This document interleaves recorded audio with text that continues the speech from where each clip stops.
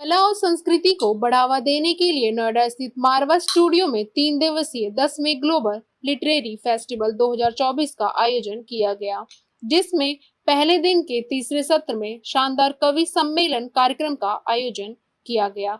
द्वीप प्रज्वलन के साथ कार्यक्रम की शुरुआत की गई। कार्यक्रम में doctor Sandeep Marwah, festival president and chancellor AAFT university of media and arts, Acharya Satyendra Narayan, Amit Sharma, BL Kaur आदि लोग मौजूद रहे। Doctor Sandeep Marwah, festival president and chancellor AAFT university of media and arts ने सभी लोगों का शुक्रिया अदा किया और कहा, हमारे देश की सारी संस्कृति कविताओं में लिखी है।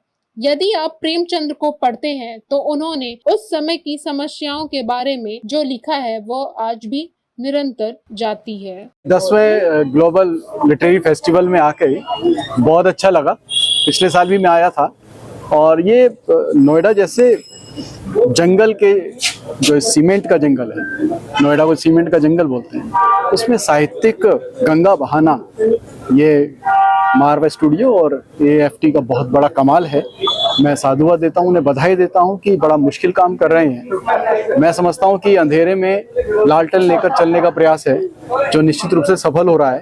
इससे जितने स्थापित कवि हैं वो तो सबके सामने आते ही हैं, लेकिन नवोदित कवियों को भी जो प्लेटफॉर्म दे रहे हैं आप लोग, ये वास्तव में संदीप मारवा साहब और सुशील भारती जी बहुत बहुत बधाई के पात्र हैं।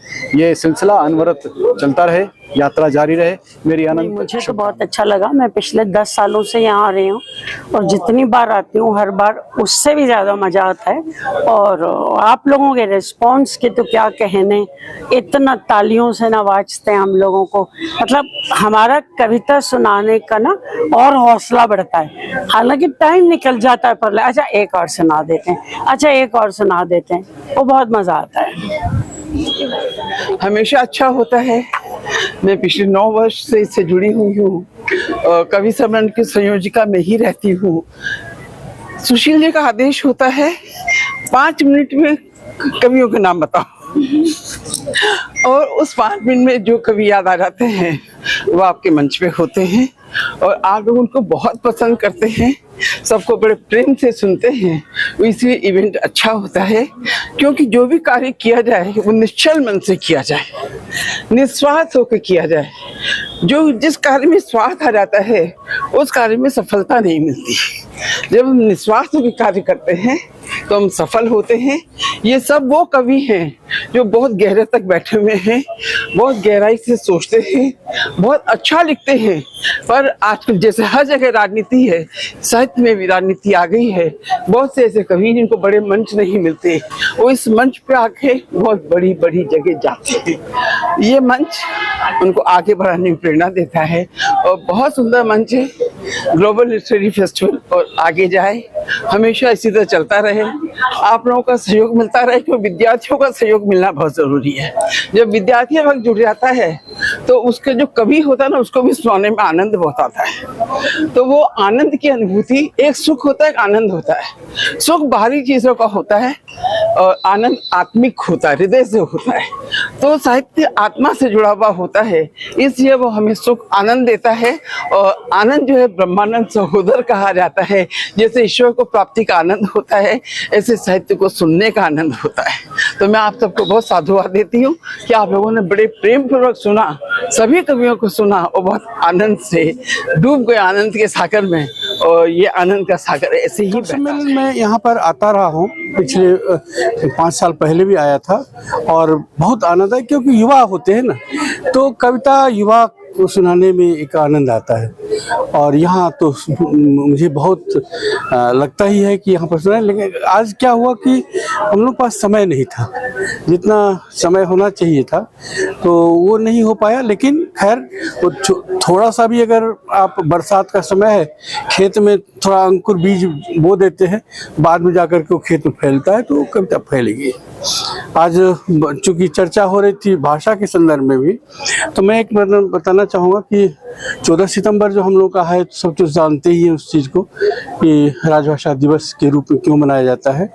इस एक चीज़ जो मैं जोड़ना चाहता हूँ इसमें, कि अभी जो है वर्तमान सरकार के जो गृह मंत्री हैं, उन्होंने 14 सितंबर को ही अपना महासम्मेलन राजभाषा का करना शुरू कर दिया है। उससे जो दिक्कत क्या हो रही है कि सारे कार्यालय ठप हो जाते हैं 14 सितंबर को, जबकि होना ये चाहिए कि 14 सितंबर से पहले वो उनको कर लेना चाहिए। 1 सितंबर को वो कर ले तो ताकि उससे प्रेरणा लेकर के, प्रोत्साहन लेकर के लोग 14 सितंबर को अपने अपने कार्यालयों में करें। अभी क्या हो रहा है कि सारे कार्यालय बंद हैं, तो सब रो रहे हैं कि हम क्या करें, हमको तो बुलाया गया दिल्ली, हमको बुलाया गया सूरत, हमको यहाँ बुलाया गया। तो ये चीज़ जो है इसको रुकना चाहिए। और जो अगर सुन रहे हो गृह मंत्रालय के लोग, अधिकारी लोग, तो वो इसको आगे से ठीक करें। 1 सितंबर को ये कार्यक्रम करे, 1-2 सितंबर को रहे, और ताकि 10 दिन जो मिलता है समय, तो 14 सितंबर को हर घर, ये इसी तरह से है जैसे कि कोई फरमान जारी कर दे कि दिवाली जो है कहीं किसी घर में नहीं मनाया जाएगा, दिवाली जो है वो हम एक बगीचे में बनाएंगे। तो भाई बगीचे में आप बनाइए, कोई हर्जा नहीं है, लेकिन घर को अंधेरा करके नहीं। ये चीज मैं कहना चाहूँगा। बाकी तो सब लोग बोल ही रहे हैं कि हिंदी अपने बल पर बढ़ रही है और आप लोग बढ़ा रहे हैं उसको। इस समय जो सही आंकड़ा जो है वो ये है कि हिंदी विश्व की सबसे ज्यादा बोली जाने वाली भाषा है, सही आंकड़ा है ये।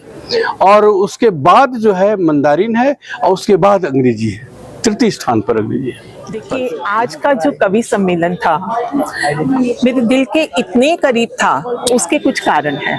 सबसे पहली बात तो ये कि इतने सारे युवा चेहरे, चमकते हुए चेहरे, दमकते हुए चेहरे और मुस्कुराते हुए, और मेरी बात उन तक पहुंचती हुई मुझे याद करवा गया जब मैं रोमानिया में अपने छात्राओं को पढ़ाती थी। वो ऐसे ही घंटों मंत्रमुग्ध होकर के सुनते थे, और अर्मीनिया में भी इसी तरह का अनुभव हुआ, और वो आज मेरा अनुभव ताज़ा हो गया।